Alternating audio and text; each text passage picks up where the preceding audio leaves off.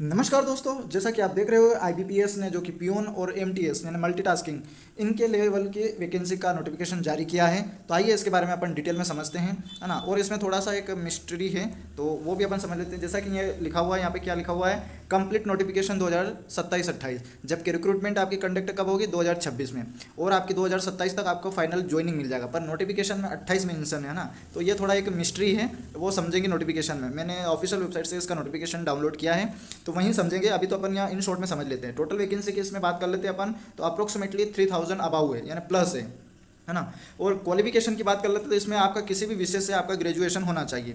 और इसमें selection procedure की बात कर लेते हैं, तो इसमें सिलेक्शन प्रोसीजर बहुत ही आसान है। अब इसमें 5 चरणों में आपका पूरा सिलेक्शन कंप्लीट हो जाएगा।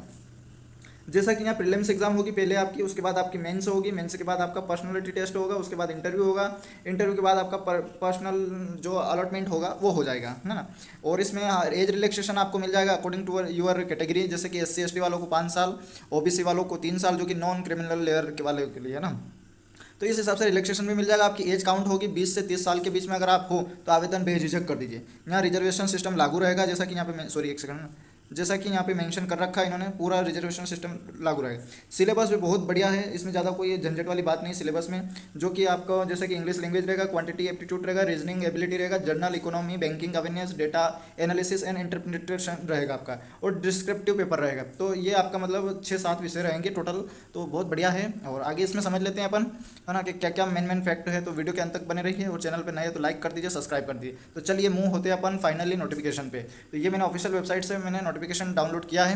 अपन जो जो मेन फैक्टर है वही कवर करेंगे, इसमें तो बहुत सारा अननेसेसरी, तो वो अपन का कोई लेना देना नहीं है उससे, है ना। एक सेकंड, इसको फुल पेज पे कर लेते हैं।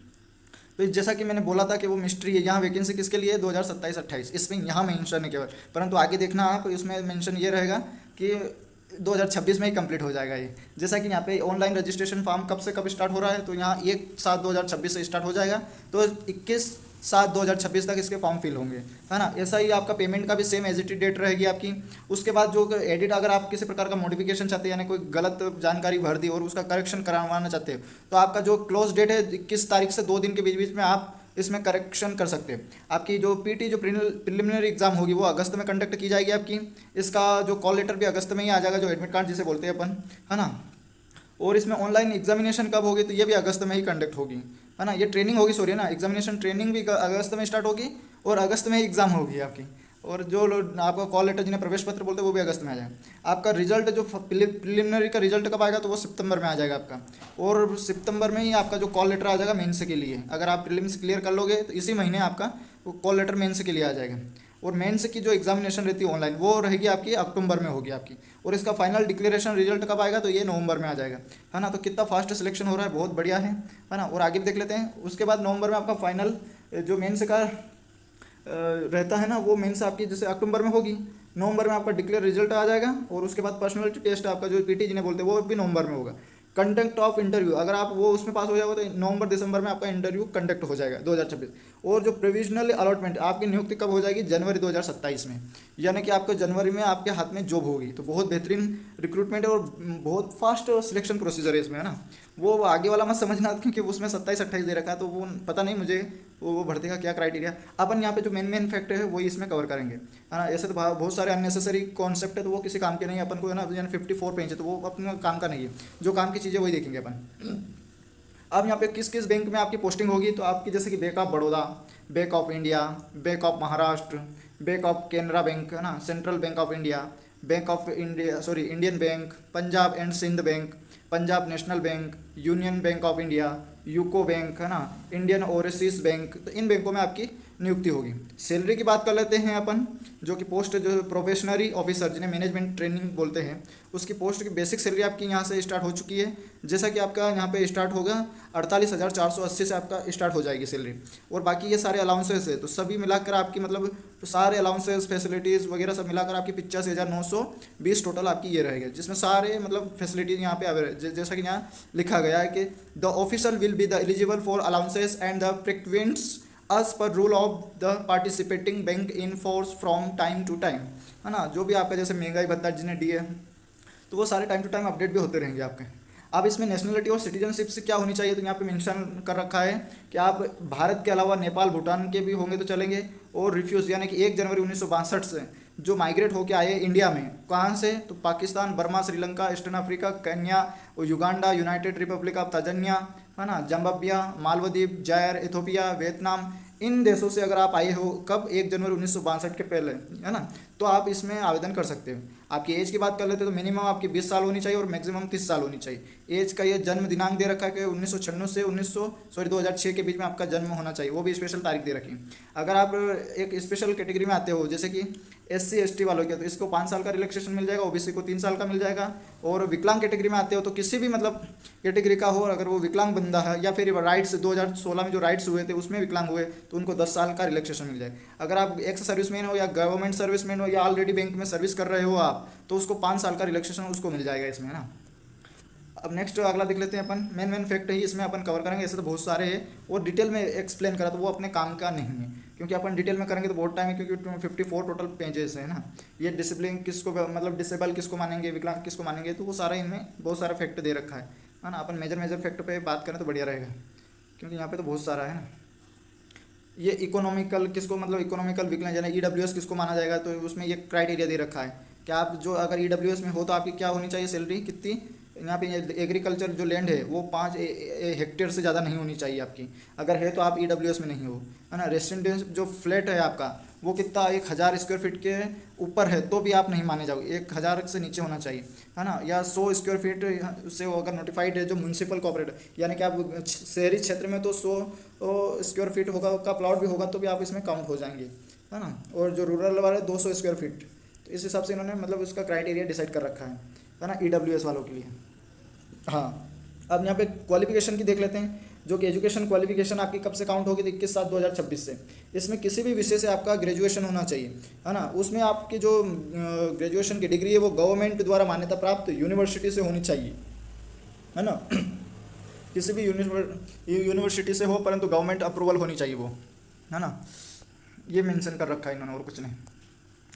और अगर आप जैसे एग्ज़ाम में हो रहे हो शामिल तो उसमें क्या एक परसेंटेज भी इन्होंने मांगा गया है कि आपका 10th-12th में जो परसेंटेज है तो वो भी आप इसमें मेंशन कर रखा है इन्होंने मार्कशीट में जो भी है सेमेस्टर वाइज, तो उनका जैसे 6 GB वालों को है तो उनको परसेंटेज में कन्वर्ट करके आप डालिए, ऐसा इन्होंने मेंशन कर दिया यहाँ पे, है ना।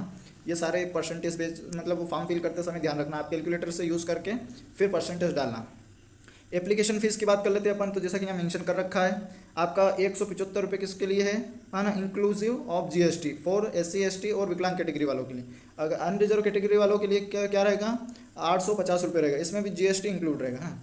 एग्जाम स्ट्रक्चर क्या रहेगा आपका, जो कि इसका वो बहुत बड़ी मतलब महत्वपूर्ण है आपके लिए। तो फर्स्ट जो प्रिलिमिनरी एग्जाम होगा जिन्हें अपन PT बोलते हैं, तो PT में क्या है, एक सेकंड, है ना। जैसा कि यहाँ पे PT पे मेंशन कर रखा है इन्होंने, इंग्लिश लैंग्वेज रहेगी आपकी, ये 30 क्वेश्चन रहेंगे और 30 मार्क्स का रहेगा, है ना। मीडियम आपका इंग्लिश ही रहेगा इसमें पेपर पूरा, और 20 मिनट में आपको ये पूरा एक इंग्लिश चैप्टर को फिनिश करना रहेगा। फिर सेकंड रहेगा आपका क्वांटिटी एप्टीट्यूड टेस्ट, जिन्हें अपन मैथ्स के नाम से बोलते हैं। तो मैथ्स में आपका 35 नंबर का रहेगा। एक सेकंड यार, सॉरी वो कुत्ता थोड़ा भौंकने लग गया था इसलिए उसे तक भगाने गया था ताकि आप अपन को डिस्टर्ब ना हो, है ना। तो जैसा कि आप देख रहे हो यहाँ पे मेंशन कर रखा है इन्होंने, है ना, क्वांटिटी एप्टीट्यूड, जो कि आपका कितना 35 क्वेश्चन रहेंगे और आपके इसमें मार्क्स कितने रहेंगे। तो जैसा कि मार्क्स इसमें थोड़ा मेंशन कर रखा है कम है, 30 मार्क्स मतलब 30 नंबर ही रहेंगे। क्वेश्चन कितने रहेंगे तो आपके 35 रहेगा, जबकि मार्क्स कितने हैं 30, ध्यान रखना है ना। क्वांटिटी एप्टीट्यूड में ये रहेगा आपका बाईलिंगुअल, हिंदी एंड इंग्लिश, ये डिपेंड करता है आप पे, है ना। इसका भी आपको 20 मिनट का टाइम दिया जाएगा। अब फिर इसमें रीजनिंग एबिलिटी टेस्ट, जो कि रीजनिंग आपका 35 क्वेश्चन रहेगा और इसमें 40 नंबर का रहेगा ये आपका, है ना। ये यहाँ मार्क्स दे रखे 40 नंबर के, ये भी आपका बाईलिंगुअल रहेगा और इसमें भी आपको 20 मिनट का टाइम दिया जाएगा।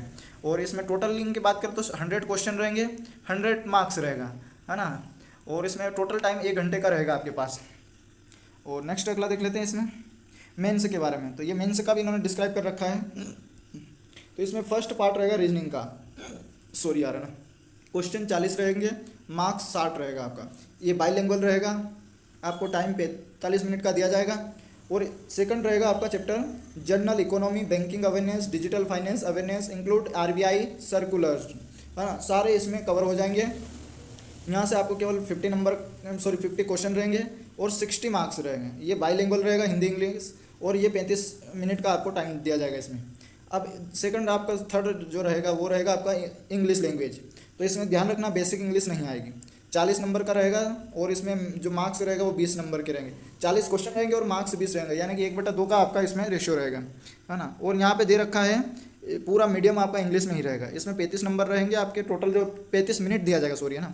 और डेटा एनालिसिस और इंटरप्रिटेशन, इसमें आपका क्वेश्चन 40 रहेगा और मैक्सिमम 60 मार्क्स का रहेगा। इंग्लिश और हिंदी बाइलिंगुअल रहेगा, है ना। और इसमें जो कि टाइम अलॉट होगा आपका 45 मिनट का। टोटल टाइम 160 मिनट का रहेगा। टोटल आपका मार्क्स 200 नंबर का रहेगा। क्वेश्चन आपके कितने रहेंगे टोटल, तो 170 आपके क्वेश्चन रहेंगे। ये मेंस का था। फिर आपका एक डिस्क्रिप्टिव पेपर होगा जो कि उसमें एसे और कॉम्प्रिहेंशन रहेगा, जैसे कि ये 5वां नंबर पे दे रखा है इसमें, है ना। इसमें आपको एक निबंध और एक कॉम्प्रिहेंशन रहेगा, उसमें से क्वेश्चन आंसर करना है। टोटल आपका कितना 2 क्वेश्चन रहेंगे और ये 25 नंबर के रहेंगे दोनों, है ना। और इसमें इंग्लिश में माध्यम में ही रहेगा टोटल इसमें। और तीसरा इसमें टाइम दिया गया है केवल 30 मिनट में आपको कंप्लीट करना है ना। और इसमें क्या रहेगा, तो आपका जैसे कि इसमें जो टॉपिक है वो भी इन्होंने मेंशन कर दिए कि क्या रहेगा। तो आपका इकोनॉमिक रहेगा, है ना, इकोनॉमिक्स, सोशल इश्यूज रहेगा, जो कि इमर्जिंग रहेगा, ट्रेंडिंग जो बैंकिंग एंड टेक्नोलॉजी से रिलेटेड रहते हैं, है ना, वो सारे फैक्ट इसमें कवर हो जाए। करंट इवेंट, एथिक्स रिलेटेड वो टॉपिक इसमें रहेगा, किसमें, डिस्क्रिप्टिव पेपर में, है ना। ये ध्यान रखना, ये टॉपिक रहेगा इसमें। और नेक्स्ट है आपका फिर उसके बाद आपका क्या रहेगा, तो आपका एक पर्सनैलिटी टेस्ट होगा, जिन्हें अपन पीडी के नाम से बोलते हैं, पीडी, है ना, पीटी, सॉरी, नॉट पीडी, ना। तो ये टेस्ट होगा आपका। उसके बाद फिर आपका फाइनल मतलब हो जाएगा ना।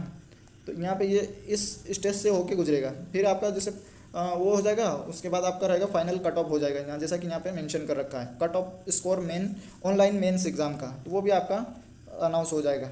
इसी के बाद टोटल आपका फिर मेरिट लिस्ट बन जाएगी इस पर, है ना। तो और जैसे मेरिट बन जाएगा उसमें पास हो जाओगे आप, पीटी भी हो जाएगा आपका। उसके बाद इंटरव्यू होगा आपका, जैसा कि यहाँ मेंशन है, हाँ। तो इंटरव्यू आपका कितना नंबर का रहेगा, टोटल इंटरव्यू 100 नंबर का रहेगा आपका, जिसमें से कैटेगरी वाइज इन्होंने बताया गया कि अनरिजर्व वालों को 40% लाना है और रिजर्व कैटेगरी वालों को 35% लाना है। अगर आप इतना लिया आते हो तो इसमें आप क्वालिफाई हो जाएंगे, है ना। ऑलमोस्ट अपन ने सारे कॉन्सेप्ट और सारे फैक्ट कवर कर लिए हैं, है ना। अब मुझे नहीं लगता कि कुछ चीज़ बची हुई है, क्योंकि अब तो ऐसा है कि उन्होंने डिटेल में एक्सप्लेन कर रहा है। जैसे आइडेंटिटी वेरिफिकेशन, जैसे डॉक्यूमेंट वेरिफिकेशन जैसे बोलते हैं अपन, तो वो चाहिए, तो उनके बारे में फिर वो बात की बात है। पहले सिलेक्ट तो हो जाओ आप, है ना, एग्ज़ाम तो पास कर लो, है ना, फिर आपका बायोमेट्रिक होगा, है ना। तो ये तो फिर बात की बात है ना। तो इनके लिए आप लोड ना लें, है ना। ये पहले आप ये कंप्लीट कर दिए, जैसे कंप्लीट हो जाएगा तो मैं इसका स्पेशल आपको मतलब बना दूंगा वीडियो। अब इसमें अप्लाई कैसे करें, हाउ टू अप्लाई, है ना। अप्लाई के लिए भी इन्होंने दे रखा है, तो अपन ने टाइम ड्यूरेशन पहले पढ़ लिया था, फीस स्ट्रक्चर भी पढ़ ली। अब वही सेम चीज़ इसमें बार बार रिपीट किया जा रहा है ना। तो अपन रिपीटेशन से बच जाएँ तो बढ़िया रहेगा, है ना। आप जैसे फॉर्म फिल कर रहे हो, तो फॉर्म फिल करते समय ये चीज़ आपको ध्यान रखनी है, क्या क्या, photograph, signature, left thumb, hand written declaration होना चाहिए आपका। आप जिस कास्ट से उसका कास्ट सर्टिफिकेट होना चाहिए आपका। और आपका 10th स्टेट का जो सर्टिफिकेट होना चाहिए, 10th 12th वाला। उसके बाद एक रंगीन फ़ोटो जो कि वहाँ लगेगा आपका, है ना। और एक आपका जो कैप्चर करेंगे अपलोड करना पड़ेगा खुद किस, है ना, लेकर सी पे। तो 2 तरीके से यहाँ दो फोटो अपलोड होगा। एक तो आप पासपोर्ट साइज़ का अपलोड करवाना जिसका वाइट बैकग्राउंड हो, और दूसरा आपका लाइव फोटो वहाँ पे कैप्चर होगा। तो ध्यान रखना आप फॉर्म फिल करते समय, है ना। पेमेंट मोड आपके ऊपर डिपेंड करता है, किसी से भी आप कर सकते हो, ऑनलाइन, है ना, ऑफलाइन करोगे तो आपको चालान जमा करना पड़ेगा बैंक में जाकर, है ना। तो ये था उनका, ये कैटेगरी के बारे में डिस्क्राइब कर रखा है इन्होंने। तो अब ऐसा कोई नहीं है, मेन फैक्ट अपन सारे कवर कर लिए इसमें, ना। तो मिलेंगे नेक्स्ट वीडियो में, तब तक के लिए जय हिंद।